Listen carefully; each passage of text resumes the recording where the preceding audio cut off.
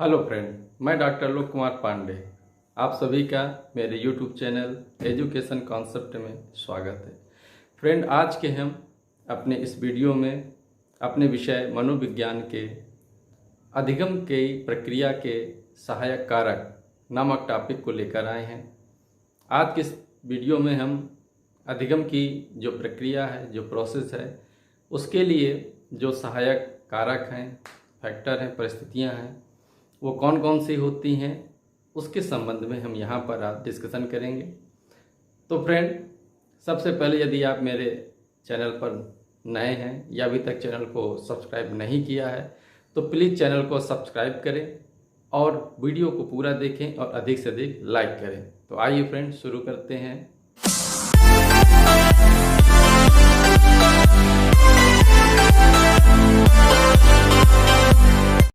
अधिगम के कारक व स्थितियाँ। आज यहाँ पर हम अधिगम के कारक व स्थितियों के विषय में चर्चा कर रहे हैं।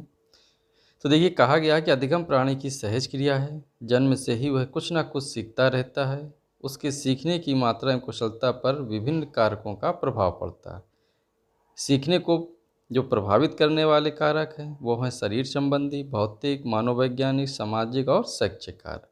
तो इसमें देखिए ये समझाया गया है कि अधिगम क्या है, एक सहज क्रिया है और व्यक्ति इस क्रिया में जन्म से लेकर मृत्यु तक भाग लेता है, यानी कि कुछ ना कुछ सीखता रहता है।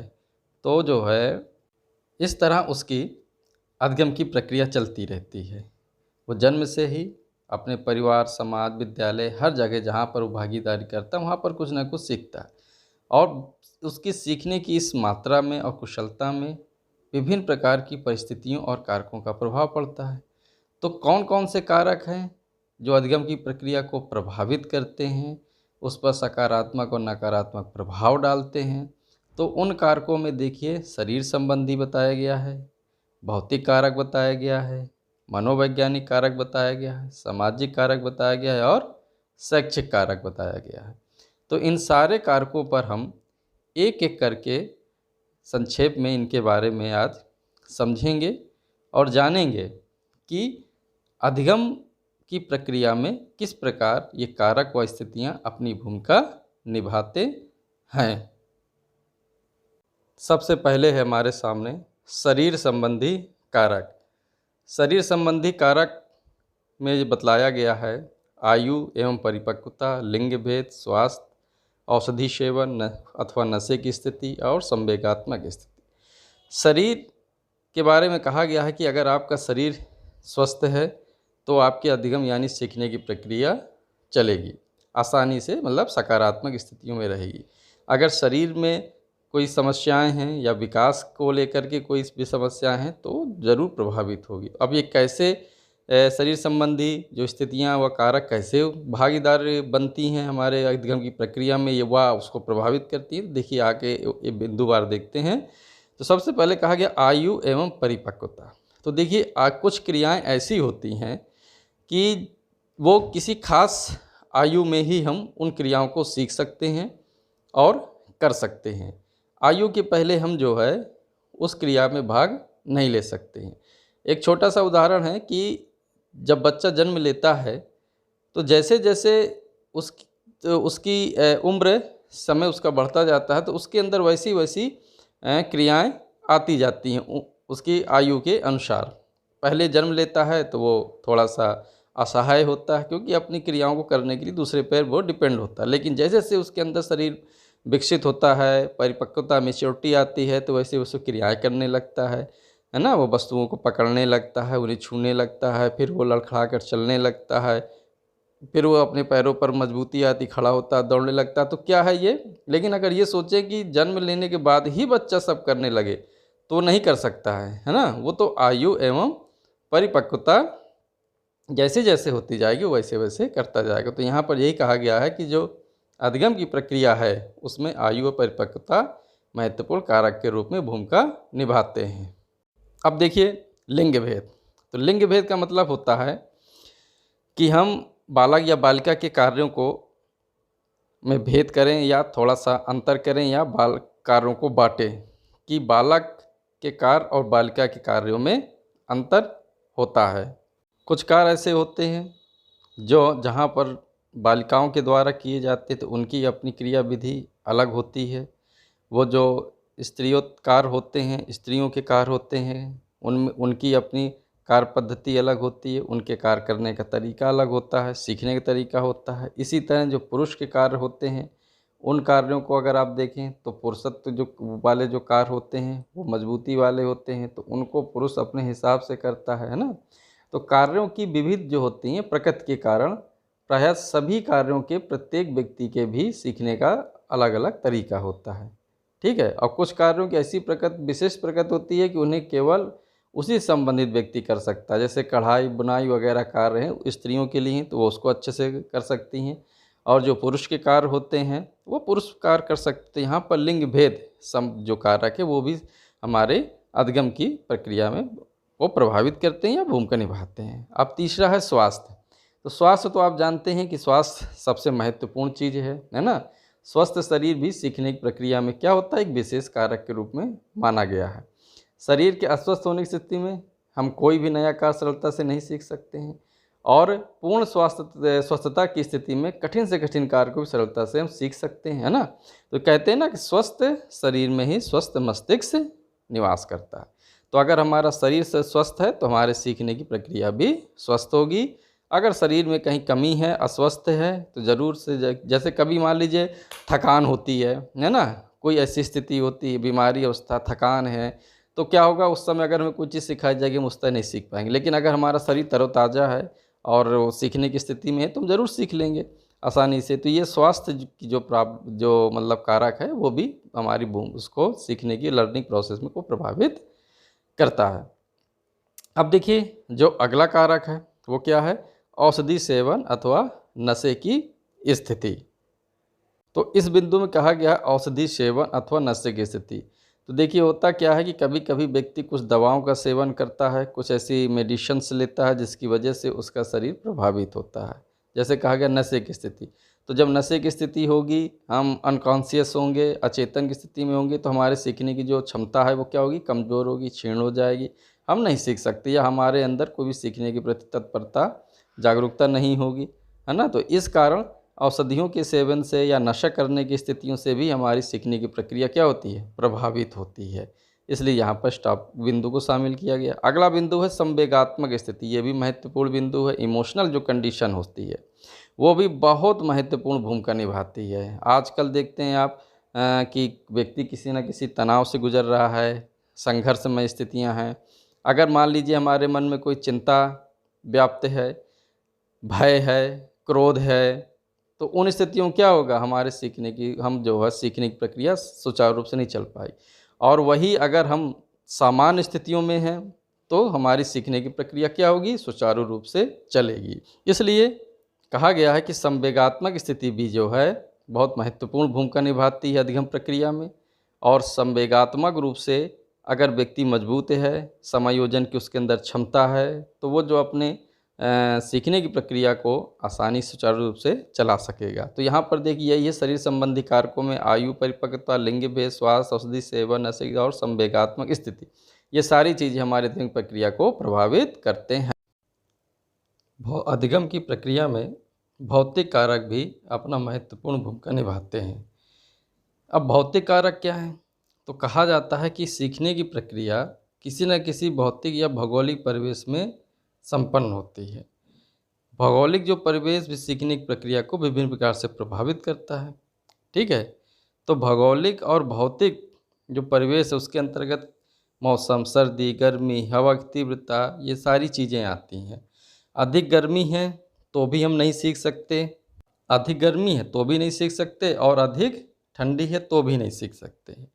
ठीक है। तो इस तरह जो एक माहौल होता है जहाँ हम रहते हैं, हमारे चारों ओर जो माहौल होता है, तो उसमें जो है ये कारक प्रभाव डालते हैं, है ना।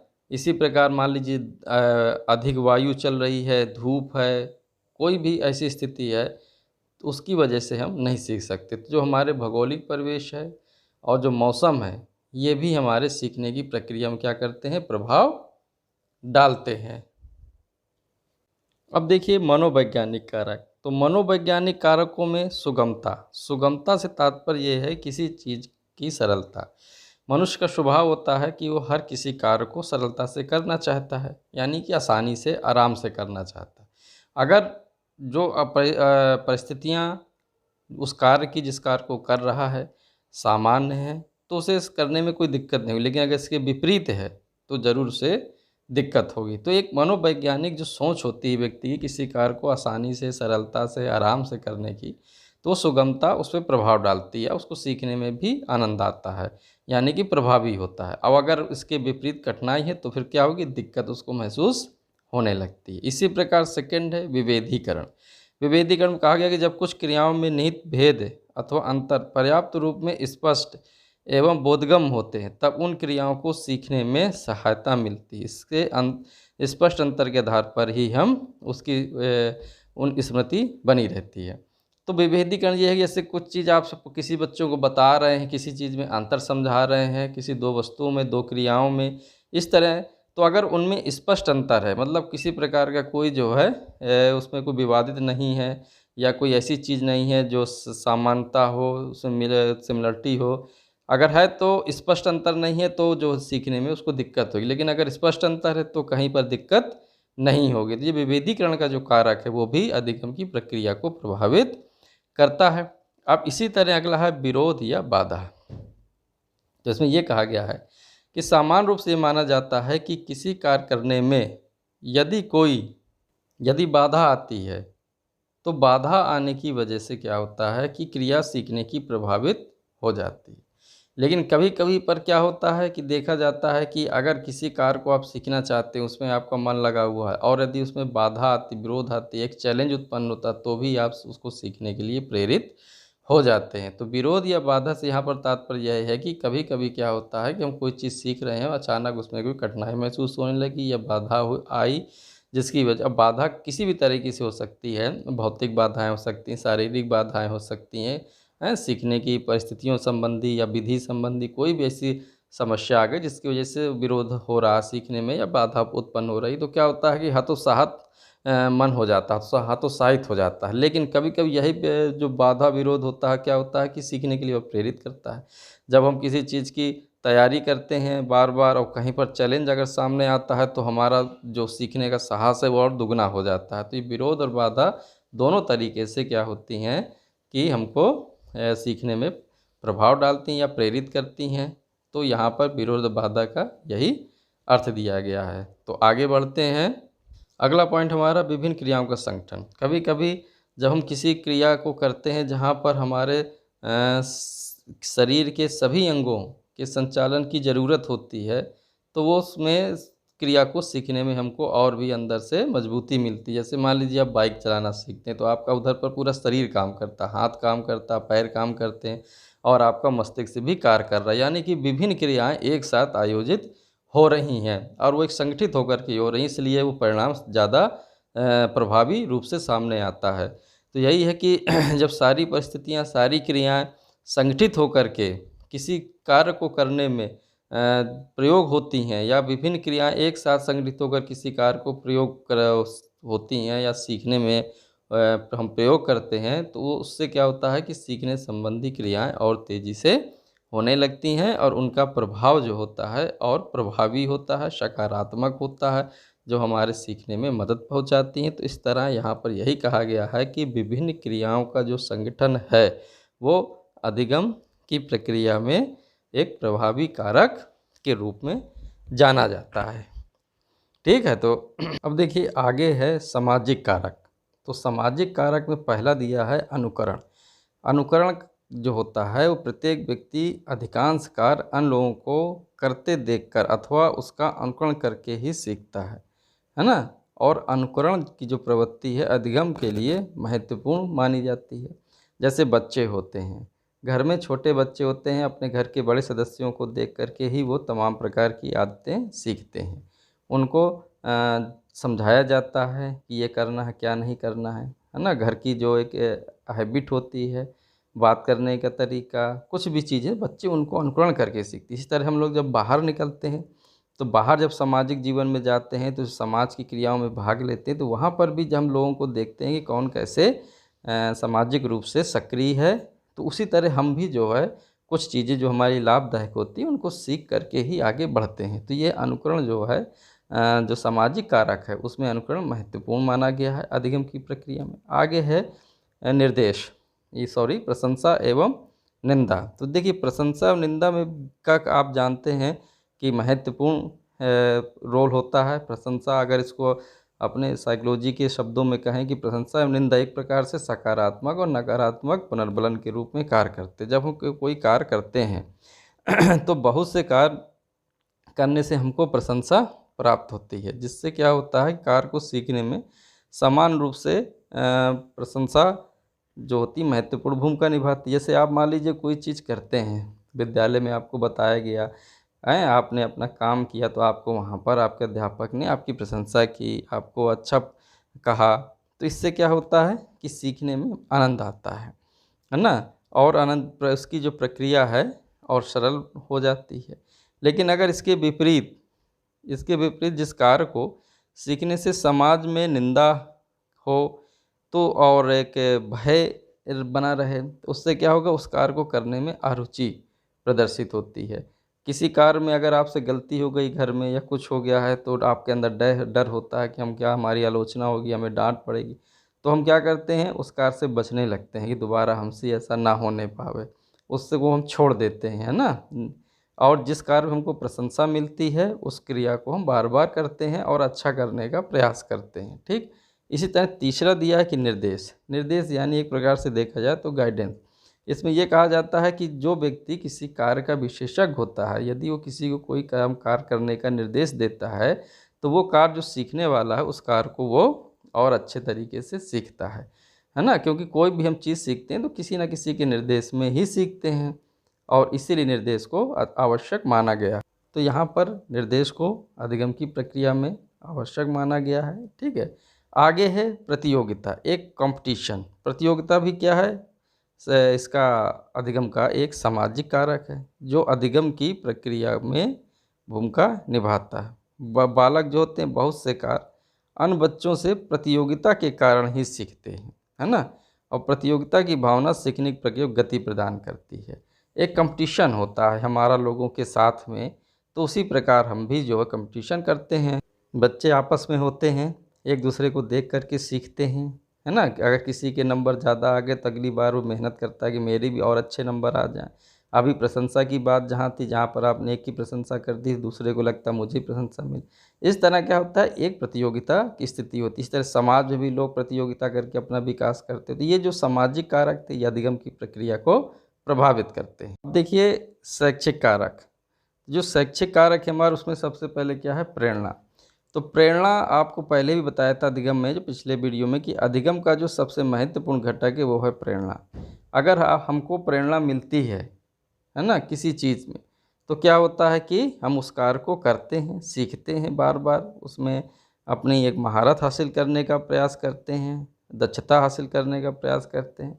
तो जो हमारे प्रेरक हैं, हमारी कुछ आवश्यकताएं होती हैं, है ना, जैसे बेसिक आवश्यकताएं हमारी, तो वो आवश्यकताएं एक प्रकार से प्रेरक का कार्य करती है। और उन आवश्यकताओं की पूर्ति के लिए हम जो प्रयास करते हैं, है ना, वो सारी चीज़ें क्या है, उनके के लिए जो भी कौशल सीखते हैं, वो सारी चीज़ें एक प्रेरक के रूप में कार्य करती हैं, एक प्रेरणा हमको देती रहती हैं कि हमको ये काम करना है। बच्चे को चलना सीखना है तो उसका जो एक आवश्यकता है चलने की, एक उसकी जो गति की आवश्यकता है, तो वो आवश्यकता उसको प्रेरित करती है, जिससे कि वो चलने के लिए बार बार लड़खड़ाता है, गिरता है, उठता है, बैठता है, फिर वो सहारा लेके चलता है, फिर धीरे धीरे वो चलने लगता है। इस तरह कई चीज़ों की प्रेरणा हमको मिलती है। हम अगर अब लर्निंग के सिद्धांत पढ़ें तो उसमें भी विभिन्न प्रकार के, देखिए बताया गया, बिल्ली पे प्रयोग किया गया कि है ना, बिल्ली के सामने मांस का टुकड़ा कर दिया गया, उसको पिंजड़े में रख दिया गया। वो मांस का टुकड़ा देखकर वो भूख के कारण बार बार पिंजड़े में इधर उधर हाथ पैर पटक रही थी। अचानक पिंजड़ा खुल गया तो उसने पिंजड़े को खोलना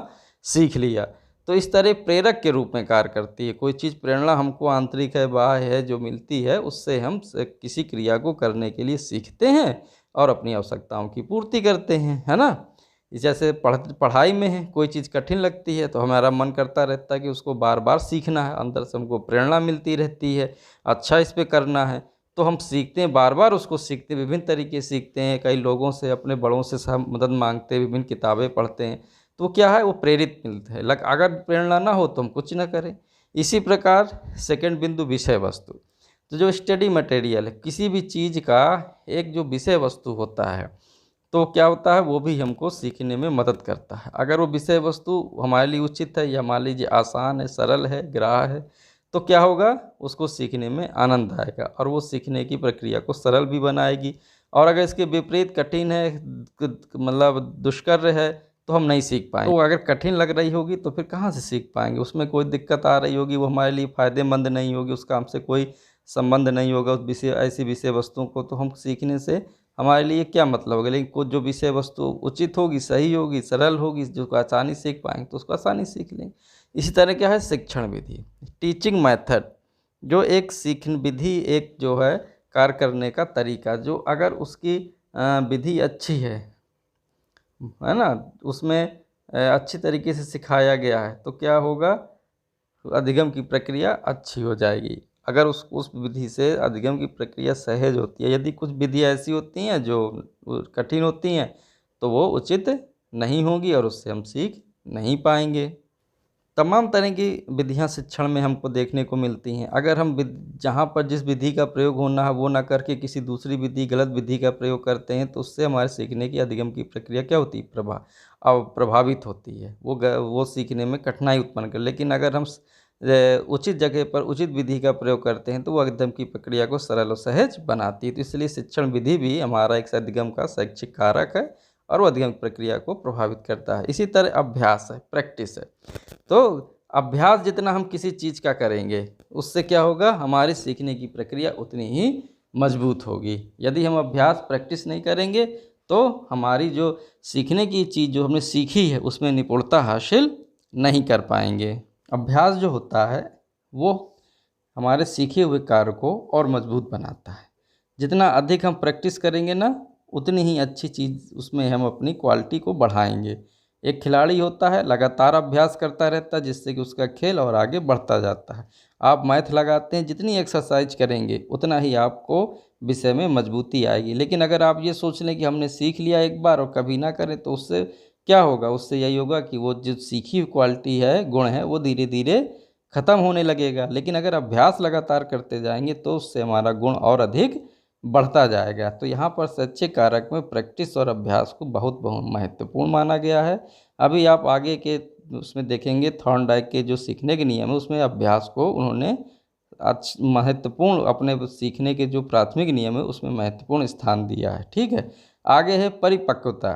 परिपक्वता जो अभी ऊपर आपने शारीरिक कारण भी देखा था, मेच्योरिटी। जैसे जैसे हमारी आयु बढ़ती है, शरीर विकसित होता है, हमारे अंदर एक मेच्योरिटी आती है, परिपक्वता आती है, हम किसी चीज़ को जानने समझने अच्छे से लगते हैं, हमारी मानसिक शक्तियाँ विकसित होने लगती हैं, हमारा शरीर भी मजबूत हो जाता है और किसी कार्य को हम बहुत अच्छे से करना भी सीख जाते हैं। तो ये जो परिपक्वता का बिंदु है ये भी हमारे अधिगम की प्रक्रिया के शैक्षिक कारक में महत्वपूर्ण भूमिका निभाता है। आप हम छोटे बच्चे को आप कोई चीज़ सिखाएं और उसकी आयु के हिसाब का ना हो तो वो नहीं सीख पाएगा। लेकिन जब वो बड़ा होगा, उसकी अपनी आयु को प्राप्त कर लेगा, उसके बाद जब किसी चीज़ को सीखेगा तो अच्छे सीखेगा।